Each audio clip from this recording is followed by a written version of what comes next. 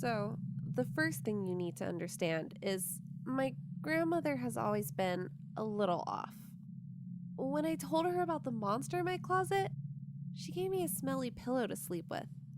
When I told her my new best friend lived in her pool house, she gave me a necklace that got me in trouble at school. And when I turned 13 and the Red Sea decided to rush out of me, she told me I was now a woman and gave me a book about herbs and runes. She lives in a well-kept Victorian-style home that she has lived in all her life. It's practically a family heirloom at this point. The house was originally built at the end of the 19th century. It is a 3-story home lined with windows that only allow the tiniest wisps of light to shine through due to the amount of knickknacks and furniture scattered throughout the house. The outside is faced with dark stone that sits in contrast with the brightly painted interior walls that beg for the sun.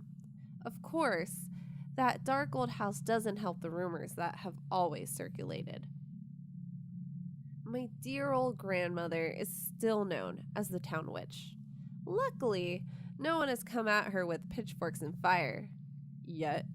No, no one would dare for fear of retaliation. What they don't know is that my grandmother is a total sweetheart, always looking to help others. So when she asked me to watch her cats while she went out of town for a couple of nights, I couldn't find a reason to say no. Well, that is, until I walked into the house. As my gran said her goodbyes to me and her cats, I felt a heaviness on my chest as I realized I've never stayed in this house alone. All my silly childhood fears of monsters under my bed, little girls rushing around and giggling, and a gargoyle that liked to wander, started rushing back to me as I looked around the bright yellow walls stained with shadows. It's just a couple of nights. You'll be fine, I told myself, trying to calm my pounding heart and convince my imagination that my impending doom was not ahead of me. I lived with my gran in this house from the time my parents died until I went off to college, always more than a bit unsettled by what would transpire within these walls. It got to the point that I started making rules to keep myself safe from anything within the house that might get me or anything that might go wrong. It's fine. Just work on your paper and don't think about it. I made my way up the stairs, passing more yellow walls and pictures of better times when I wasn't forced to live in this house, listening to the constant ticking of the grandfather clock. My room was just as I left it a few years ago. Bright pink walls and weird relics. I turned on all 4 lights in my room and caught sight of that dang gargoyle Gran blessed to watch over me in the darkness. Stay where you are, buddy, and we won't have any problems. I lit a sweet-smelling candle that I made years ago in hopes it would help me forget some of my surroundings and focus on my paper, only to instantly regret the action when the flames began to dance wildly. I forgot. Matt likes fire.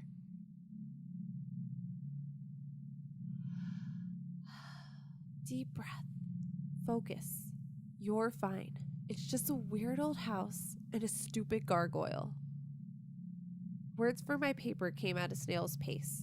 I would barely get a sentence in before the floor would creak or a door slam. Mare, Gran's newest cat, made me jump out of my skin when she decided to rub her soft fur over my bare ankle. I'd been working and making no progress for a lot longer than I had thought, considering the sun had already set outside. Rolling my stiff shoulders, I made my way back downstairs to the kitchen to feed the cats and fix myself dinner, feeling dread set in after noting the gargoyle's new position. The stairs ended in a pool of liquid darkness, taunting me with little hope of light. Shoot! I forgot to turn on the lights before it got dark. My entire body filled with dread as I forced myself down the stairs and through the endless abyss to find the light switch. Light flooded the room and kept the darkness at bay, for now. Heart pounding, I sensed a presence hanging in the shadows at the edge of the light. I kept walking towards the kitchen, pretending I didn't notice anything, wishing I could tell the hairs on the back of my neck nothing was there. 7-year-old me would be losing her mind at me turning on the lights. After all, that was rule number 3. Never turn the lights on once it's already been dark. I heard a rush of air and a giggle pass behind me as the cats meowed. Taking a deep breath, I emptied the cat food into the dishes and heard a slam behind me. The cabinet door that hid the cat food had been forced shut. They're testing me. That's what this has to be. You're fine. You used to live here. You survived. You left. A cool breeze against my ear whispered, sending a chill down my spine. My traitorous heart tried to leap out of my chest as heat started to make its way up my neck and face. Fear was no stranger to me, just a friend that hasn't visited in a while. Damn it! I exclaimed, clutching my fists. It's only a weird house. You know this. Pull yourself together. Heart pounding, I rummaged around the cabinets looking for something to eat, settling on a can of chicken noodle soup. It soothed me enough to brave the walk back to my room. The previously lit candle now emitted thin black trails of smoke in the air that swirled around a newly relocated gargoyle, reminding me that I never blew it out. Once my door was locked, I laid in bed hoping to sleep the darkness away. I pulled my covers all the way over my head, following rule number 2. Always sleep with your covers all the way over your head for protection. Young me would be relieved to know I still sleep like this throughout the night.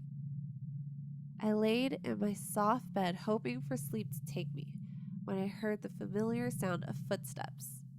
My lips instantly moved to count the steps. Funny how some old habits die hard. Rule number 5. Always count the steps. After the footsteps, it was the clock's turn to express its anger over my absence. It chimed its long string of notes marking the 12 o'clock hour, the dead of night. The house sung its eerie song of age that contained melodies of floor creaks and the sound of walls settling in a never-ending loop that eventually lulled me to sleep. I woke up to the feeling of something cold on my chest and an odd pattern of footsteps coming from downstairs. The light on my phone momentarily blinded me before letting me know it was only 2:34 a.m. Anxiety and uneasiness settled into me as I looked at what now encircled my neck. The little necklace that caused me so many problems in school had returned, and that mischievous gargoyle seemed to have made a new home next to where I kept my phone. Rubbing my eyes, I heard the words, "Protect," whispered near me. What is that supposed to mean? Turning over on my side, still under the covers, I heard a familiar, soft whisper from the other side of my room say, "You left. Great. Eleanor is back." A fast crawl sounded off around me. I laid still as she thudded against my bed, and from what I could hear, knocked my desk into the wall. Her words were soft, but her furious movements betrayed her. She shook my bed some more, but I swallowed my fear and ignored my racing heart. Rule number 2 comforted me and gave me a false sense of security. As long as I was covered in blankets, nothing could hurt me, right? The ghosts in my house were always creepy and liked to scare me, but they wouldn't actually hurt me. A howling wind started to pick up in my room as the pendant on my neck heated up to the point of pain. I clenched at my blankets tighter and started to curl into a ball. Hot tears began to leak down my cheeks. A loud crash pierced through the veil of my fear. What could that possibly be? Why would the others want to destroy anything in the house? They never have before. Refusing to fall for any tricks, I stayed under the covers, but was forced to deal with the deafening silence that now engulfed me. Where are they? Since when is this house ever silent? The silence is so much worse than the noise. With noise, you know where they are. With noise, you know what is happening. Rule number 4 is to always keep track of the clock and never let it go silent. Silence leaves you vulnerable, and even the clock isn't ticking. There goes those footsteps again. Those sound odd, full-bodied, and not hollow. My blood started to rush through me. I could hear shuffling happen downstairs. That was not one of my ghosts. At least they always followed a pattern. Why didn't Grandma tell me about a new one living here? What do I do now? Do I confront him, or does he know to follow the rules? Who is he and why is he messing with me? What happened to everyone else? Questions swirled around my mind until I was unable to think clearly. The sounds downstairs started to get louder, overpowering my internal struggle. The pendant started to heat up again.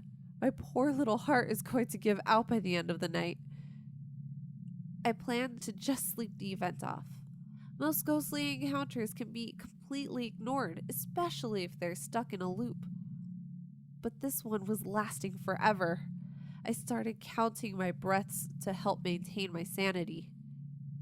526, 527, 528. The heat of the pendant and the heat of my body began to rise in tandem as the footsteps began going up my stairs. My breath turned shallow as I focused on those steps. They made it all the way to my door and stopped. I'm sure they could see the light peek out from under my door. I never turned the light off if I could help it. Not wanting to break a rule, I curled up even tighter as my door began to shake. Instinctually, I reached down to grab an aluminum baseball bat that I kept next to my bed. What would it do against a ghost? Absolutely nothing. But it made me feel better. If I really wanted to do damage, I would need iron or salt, but Grandma was always against harming them.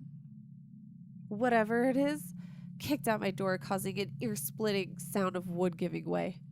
As the footsteps drew nearer, my whole body tensed with indecision. This has never happened before. Never have I witnessed a spirit that did more than just create sounds and play tricks on your eyes, or even cause furniture to rattle. I felt my covers get tugged on, and as I became exposed, I automatically took a swing with my bat. Oof! My eyes were met with darkness, and my ears the sound of air being knocked out of someone. Heart-stopping dread filled my body as it suddenly dawned on me that this was not a ghost after all. I bolted from my bed, thankful for the muscle memory after years of walking around in the dark. My pursuer was hot on my trails as I raced down the stairs. In the darkness, I tripped over broken furniture and fell painfully to the ground, dropping my bat in the process. My heartbeat pounding in my ears made it hard to hear the approaching footsteps. In the moonlight, I could see a huge figure looming over me. "Looks like I caught myself a little witch," the man said sinisterly. I rushed myself backward until I hit a corner. Without a weapon, I was powerless. "This isn't real. This can't be happening," I chanted, trying to make myself as small as possible as the heat at my neck began to build even more. My eyes closed of their own accord.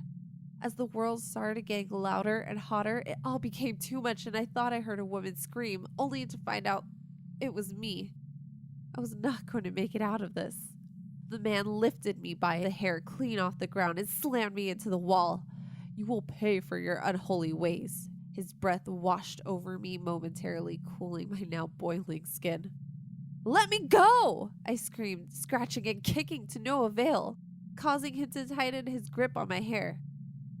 The rest of the town is too scared of you demons to do anything, but I'm not. It's too bad the head witch isn't home to see what her life of witchcraft has done to her beloved granddaughter. Oh, but don't worry. I'll come for her next. He started breathing down my neck, making my skin crawl. I bet you taste sweet. Maybe we should have some fun before I kill you," he said with a wretched smile in his voice. "Get away from me!" I screamed and began to struggle again, trying to release his grip on my hair and kick away from him. "Protect," a gentle whisper said over the madness. The man dropped me as hot flashes of pain shot through my arm and I landed on my elbow. "Who's there?" the man yelled. "Don't belong here," said a familiar voice. Then the air in the room began to move at hurricane speeds. My hair whipped around, obstructing what little I could already see in the moonlight.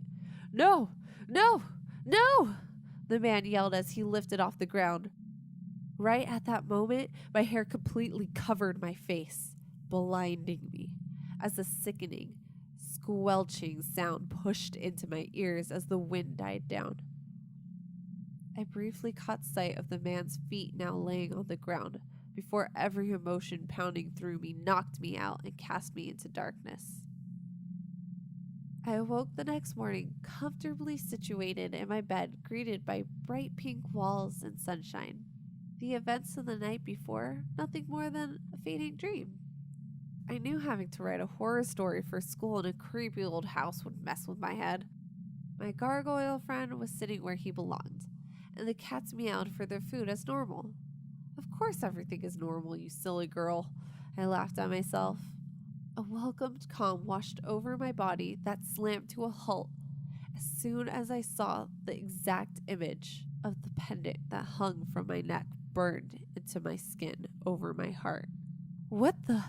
I quickly got up, knocking my already throbbing elbow, and rushed to investigate the rooms downstairs. Nothing seemed out of place, except for the man with limbs pointed at odd angles laying on top of a still wet puddle of blood. His chest was smashed in, and his face was frozen in a permanent scream. The clock was ticking at its usual rhythm as my breathing ceased and my heart began pounding painfully in my chest. What am I supposed to do with the body?